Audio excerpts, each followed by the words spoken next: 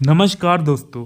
इस लेक्चर में अपन डिटेल में देखने वाले हैं क्या इमीडिएट चेंज आफ्टर डेथ क्या होते हैं, अर्ली चेंज आफ्टर डेथ क्या होते हैं। ये सब चेंजेस को अपन यहाँ पर देखने वाले हैं। तो सबसे पहला आता है अपना इमीडिएट चेंज आफ्टर डेथ। तो इमीडिएट चेंज आफ्टर डेथ में क्या क्या लिखना है अपन को, देखो स्टॉपेज ऑफ नर्वस सिस्टम, है ना।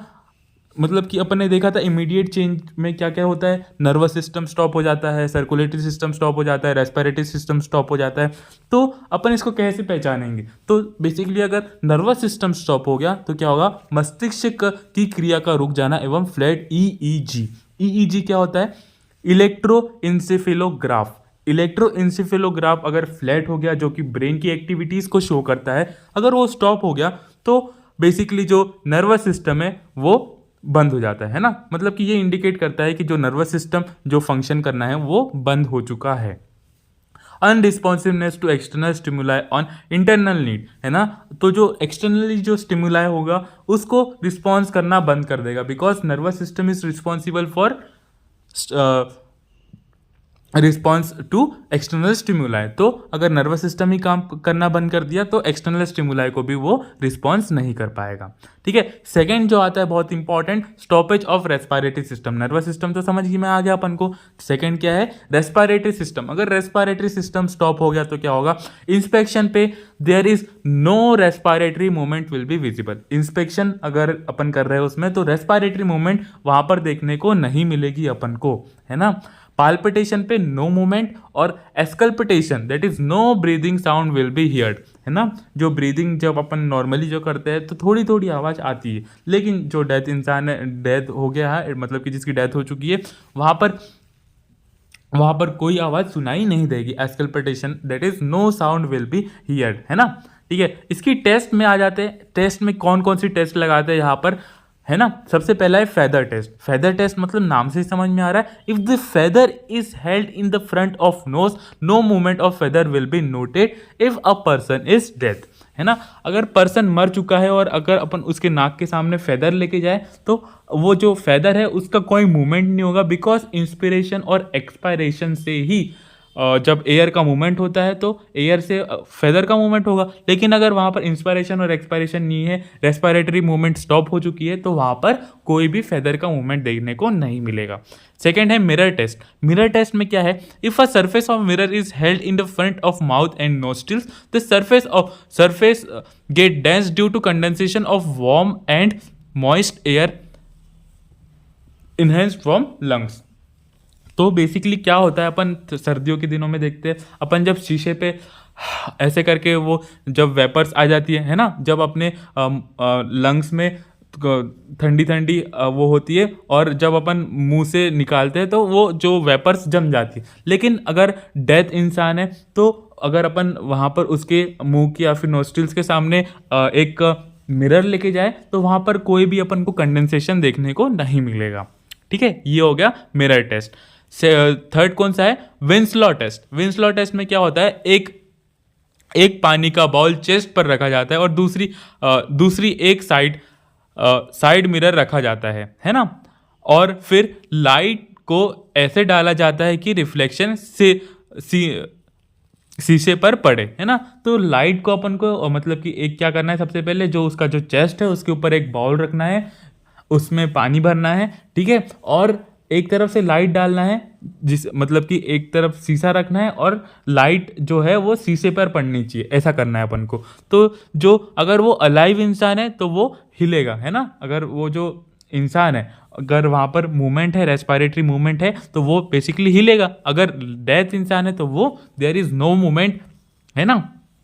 तो ये हो गया विंसलॉ टेस्ट। ठीक है, तो ये 3 टेस्ट अपन को याद रखने हैं, काय में है, रेस्पिरेटरी सिस्टम में। ठीक है, इसके बाद जो आ जाता है अपना third system, that is circulatory system. तो सर्कुलेटरी सिस्टम में देखो क्या है, तो पाल्पिटेशन करने पे अपन को क्या देखने को मिलेगा, देखो radial femoral brachial of carotid pulsation will be absence due to cessation of circulation. अगर सर्कुलेटरी मूवमेंट स्टॉप हो गया तो वहाँ पर रेडियल फिमोरल ब्रेकियल जो वहाँ पर पल्सेशन होगा वो नहीं देखने को मिलेगा, है ना। जो हार्ट बीट होती है, जो पल्सेशन होता है, वहाँ पर देखने को नहीं मिलेगा रेडियल फिमोरल ब्रेकियल आर्टरीज में। ठीक है, एस्कल्पिटेशन पे क्या लिखा है देखो,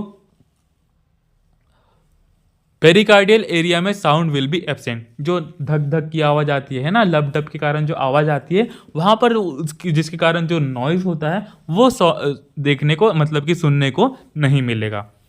पेरिकार्डियल एरिया में sound will B absent. Heart एवं ईसीजी का रुकना, है ना, जो ईसीजी जो रहता है वो हार्ट की एक्टिविटीज को जज करने में यूज होता है। तो 3 मिनट में हृदय गति का अवरोध हो जाता है, ईसीजी में फ्लैट लाइन दिखती है ना, तो ईसीजी जो रहेगा वो फ्लैट हो जाएगा। ठीक है, इसके लिए कौन कौन सी टेस्ट लगानी है देखो, डायफेनस टेस्ट, डाइफेगनस टेस्ट, है ना। डाइफेगनस टेस्ट क्या है, the finger spread wide and the finger web are waved through strong light. Alive होने पर वो रेड दिखाई देगा और डेथ होने पर येलो या ओपिक दिखाई देगा। डाइफेगनस टेस्ट क्या होती है, जब फिंगर जब स्प्रेड करते हैं और फिंगर वेब में अगर वो जो लाइट रहती है वो पास की जाती है, अगर उसका कलर जो है वो रेड है मतलब अलाइव है, और अगर डेथ हो चुका है, वो इंसान मर चुका है, तो वहाँ पर येलो ओपेक लाइट अपन को देखने को मिलेगी। ठीक है, ये हो गया डाइफेगनस टेस्ट। सेकेंड टेस्ट कौन सा है दोस्तों, देखो मैग्नस टेस्ट।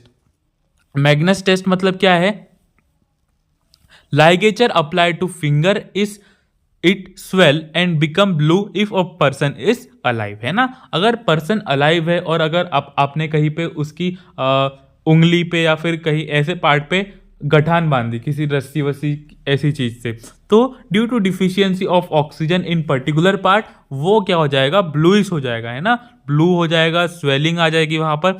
अगर वो जिंदा है तो, अगर वो मर चुका है तो वहां पर कोई स्वेलिंग नहीं आएगी, ना ब्लू होगा, है ना। तो ऐसा ये है Magnus test.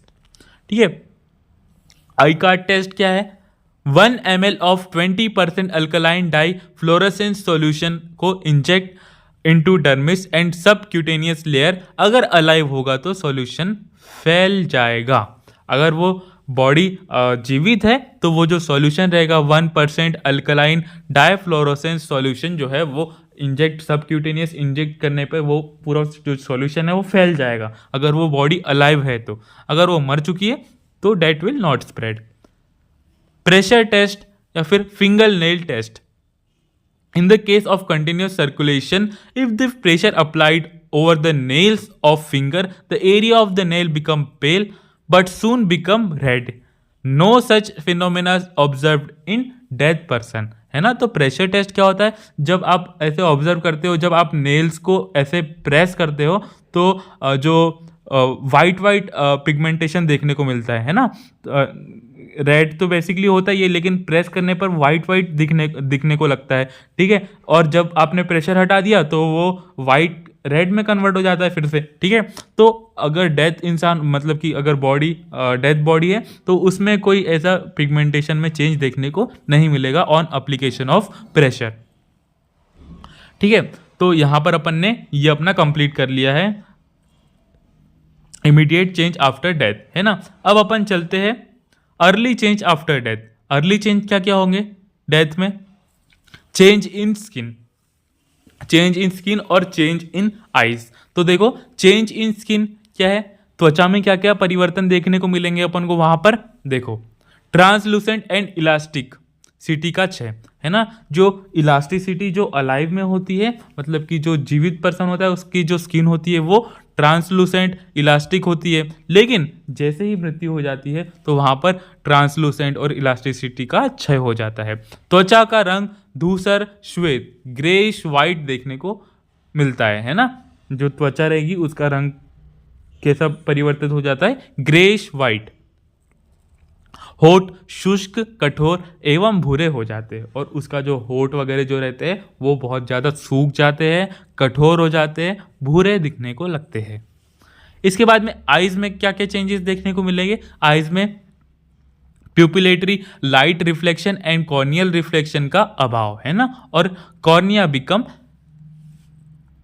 Hazy and opaque, cornea hazy हो जाएगा, ओपेक हो जाएगा, है ना, और लाइट का रिफ्लेक्शन देखने को वहां पर नहीं मिलेगा थ्रू कॉर्निया एंड प्यूपिलेटरी लाइट देखने को नहीं मिलेगी। इसके बाद में जो बहुत इंपॉर्टेंट आता है एल्गर मॉर्टिस। एल्गर मॉर्टिस को अपन नेक्स्ट लेक्चर में कवर करेंगे, बहुत इंपॉर्टेंट टॉपिक है। धन्यवाद।